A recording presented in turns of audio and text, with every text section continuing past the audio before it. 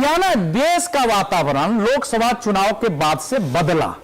उसके बदलने में विपक्ष की एक बड़ी भूमिका रही और विपक्ष की भूमिका के कारण बीजेपी के अपने वोटर जो अपनी सरकार की अनदेखी से, उसके व्यवहार से नाराज थे, उनके पास कोई चारा नहीं बचा एक बड़े वर्ग के वापस आके अपने कैंडिडेट के पक्ष में काम करने की। और वही विचारधारा थी।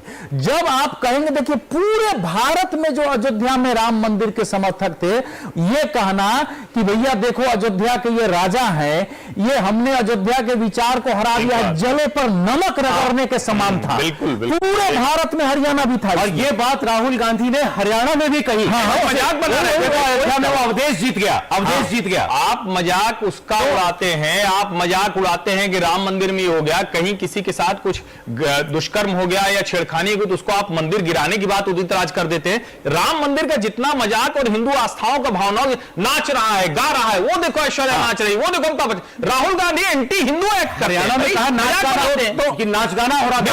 ये सारे ये जो पहलू था, इसीलिए कहे कि हरियाणा के चुनाव को ओवरऑल नेशनल ट्रेंड के साथ स्थानीय कारक मिला के आपको देखना पड़ेगा। इसमें जो है तीन बातें और मैं कहूंगा फिर आगे। देखिए भारतीय जनता पार्टी के लिए यह मान लेना कि सब कुछ अच्छा है, यह फिर भारतीय जनता पार्टी को क्षति पहुंचाना होगा। भारतीय जनता पार्टी के लिए इसमें पहला निष्कर्ष यह है कि आप अपने मुद्दों पर दृढ़ रहिए, आपको विपरीत माहौल दिखे उस पर दृढ़ रहिए और संगठन में ध्यान रखिए, संगठन में भी और चुनाव में उम्मीदवार के रूप में परीक्षित निष्ठावान लोगों को सामने लाइए, तो आपकी जहां ताकत है कोई आपको हरा नहीं पाएगा। नंबर 2 यह होता है कि किसी भी संगठन शीर्ष और सरकारें लगातार अपने कार्यकर्ताओं समर्थकों से संवाद करें, उनकी वैध आकांक्षाओं को पूरा करने के लिए काम करें। तो आप खट्टर जी के लिए नहीं कहा करते थे? आपसे मेरा मतलब लोग खट्टर करने नहीं, खट्टर कर नहीं रहे थे, नहीं कर रहे थे। 56 दिन में सहमत नहीं, इस पे मैं अवधेश जी से कतई सहमत। किस बात पर? जितने काम खट्टर जी ने किए हैं उतने सुनिए ये समझिए, नहीं आपने सारी मेरी पंक्ति पूरी करिए। मैंने ये कभी नहीं कहा काम नहीं के नजरिए से बात कर, आपको सजग होकर के वो ठीक है, अपने समर्थकों कार्यकर्ताओं की जो वैध आकांक्षाएं होती है, जो लीगल वो पूरा कर रहे थे क्या? नहीं, कार्यकर्ताओं को पूरा करते तो उनकी दशा ही नहीं होती लोकसभा चुनाव में। अभी भी ये नहीं समझिए कि कोई सरकार कार्यकर्ता जो है, कार्यकर्ता के सामने चारा ही नहीं बचने दिया है विपक्ष ने करके, और फिर लगा कि मिला जुला के यही पार्टी आपस में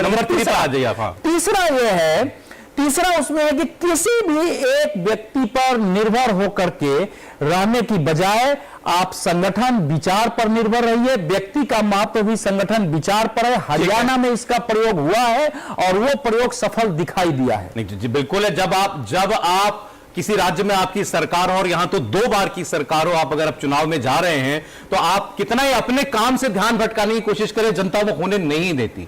अगर जनता में कोई इस सरकार के प्रति कोई बहुत नाराजगी होती, वो मतलब ही नहीं था कि आप वापस आते। नहीं, 2 बातें समझने की जरूरत है कि देखिए आज कुछ भी कह लें आप, बीजेपी की जीत को तो आप राइट ऑफ नहीं कर सकते। बीजेपी जीती है, तीसरी बार जीती है, लेकिन यदि आप ये समझ रहे हैं कि ये सरकार का वोट है, सरकार ने बहुत अच्छा काम किया है, मैंने कहा कि सरकार से अगर बहुत नाराजगी होती तो कैसे वापस आ सकती? कोई भी सरकार कैसे वापस आ सकती? वो वैसी नाराजगी नहीं है। और हो सकता है कि नायब सिंह जी को लाने का भी एक फायदा हुआ हो, जो एंटी इनकम्बेंसी का एक फैक्टर को आप फेस चेंज करते हो तो उसका भी एक फर्क पड़ता है। और ओबीसी का फैक्टर नहीं असर किया हो ऐसा मुझे नहीं लगता। ओबीसी जो है पूरा एक तरह से एकजुट होकर भारतीय जनता पार्टी के साथ आया इस इलेक्शन में, वो भी है। लेकिन केवल अब ये मान लेना कि अब बीजेपी के लिए सब कुछ बहुत अच्छा हो गया और महाराष्ट्र भी ऐसा कैसा हो जाएगा, नहीं है।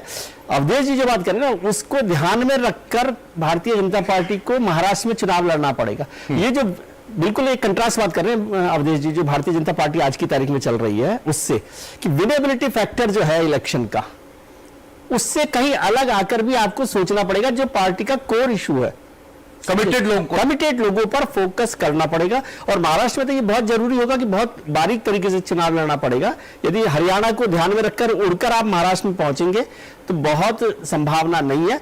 और इस रिजल्ट को मैं भारतीय जनता पार्टी की तीसरी शानदार जीत के बाद भी भारतीय जनता पार्टी के उड़ने वाला नतीजा नहीं मानता। वो वहीं के वहीं खड़े हैं जहां पर थे।